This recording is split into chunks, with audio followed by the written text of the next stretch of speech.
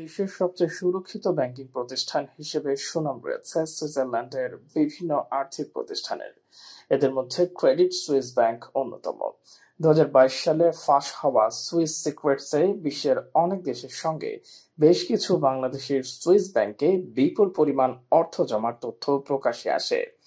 Swiss secrets নামে বহুল পরিচিত অনুসন্ধানী প্রতিবেদনের সঙ্গে যুক্ত ওসিসিআরপি প্রকল্প হতে প্রাপ্ত তথ্যে বাংলাদেশ অংশের নথি পর্যালোচনা করে ব্যাংকটিতে বাংলাদেশের 8 পরিবারের প্রায় 3,600 কোটি টাকা জমা থাকার তথ্য পাওয়া গেছে।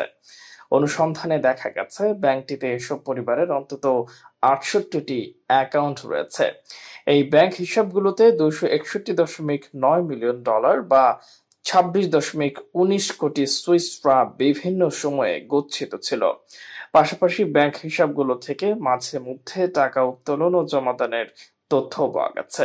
অধিকাংশ হিসাবই 2012 সাল থেকে 2019 সালের মাঝামাঝি সময়ে খোলা হয়। কিছু হিসাব বন্ধ করে দেওয়া হয়। এই বিপুল পরিমাণ টাকা জমা রাখা ব্যক্তিদের মধ্যে প্রথম সারিতে রয়েছে সামদানি পরিবারের নাম। এই পরিবারের সদস্যদের মধ্যে রাজীব সামদানি, তার স্ত্রী নাদিয়া সামদানি, ছোট ভাই মেহেদি সামদানি ও তার কোম্পানি গোল্ডেন হারভেস্ট পরিচালক মহিয়াজ সামাদ চৌধুরী সুইস ব্যাংকে 1000 কোটির বেশি গচ্ছিত রেখেছেন। অপরদিকে বিপুল পরিমাণ টাকা জমা রেখেছেন আজিজ মোহাম্মদ ভাই, তার বোন নূরজাহান হুদা, জামাতা হুদা এল ইদ্রোস। এছাড়া আলোচিত সমালোচিত মিরালি গ্রুপের সদস্যদেরও সুইস ব্যাংকে অঢেল টাকা জমা রয়েছে। এর মধ্যে মোবারক আলী, সকিনা নাসরুল্লাহ মিরালি, সামাদ নাসরুল্লাহ মিরালি নামে এই অর্থ গচ্ছিত রয়েছে। বিপুল পরিমাণ অর্থ রয়েছে হিসামউদ্দিন সালেহ, ফাতেমা সালেহ, আমিন সালেহ, রহিমা ফুড কর্পোরেশনের আব্দুর রউফ চৌধুরী, রবি রউফ চৌধুরী, রাফিয়া চৌধুরী, মাসুক হক, আফরোজা হক, সিলেটের সাবেক এক এমপির পরিবার, urban residential chairman Khandakar Firoz Kaiyum, clip and fix লিমিটেডের পরিচালক হীরা রাজ্জাক, প্রয়াত একজন অর্থনীতিবিদ, ফার্মাসিউটিক্যাল ব্যবসায়ী মনসুর ইয়াজদানির ব্যাংক হিসাবেও। অনুসন্ধানে দেখা গেছে সুইস ব্যাংকে টাকা জমা রাখা বাংলাদেশিদের সকলের জমার পরিমাণ ছাড়িয়ে গেছেন রাজীব সামদানি পরিবার। এই রাজীব সামদানি গোল্ডেন হারভেস্ট গ্রুপের কর্ণধার। আরো বড় পরিচয়, তিনি বিশ্বখ্যাত মূল্যবান শিল্পকর্ম সরবরাহকারী। গত 15 বছর আওয়ামী লীগ সরকারের প্রভাবশালী নেতা, এমপি, মন্ত্রীদের বাসায় শোভা পাওয়া কোটি কোটি টাকার দুর্লভ শিল্পকর্ম এই রাজীবের সরবরাহ করা। প্রতি বছর ঢাকা আর্ট সামিটের নামে দেশি বিদেশি শত কোটি টাকার শিল্পকর্ম প্রদর্শন করেন সামদানি আর্ট ফাউন্ডেশন। এই মেলার আয়োজকও তিনি। তার সংগ্রহে রয়েছে দেশ বরেণ্য চিত্রশিল্পী এসএম সুলতান থেকে শুরু করে কোরীয় ভাস্কর হেগওয়ে ইয়াং এর শিল্পকর্ম।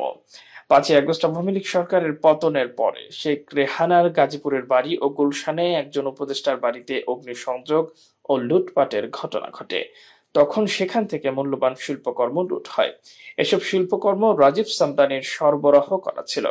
এছাড়া পতিত শেখ হাসিনার বাসভবন, গণভবন, শেখ মুজিবুর রহমানের ধানমন্ডি 32 নম্বরের বাড়িতেও রাজীবের সরবরাহ করা প্রায় 1000 কোটি টাকার শিল্পকর্ম ছিল, যা লুট হয়ে যায়।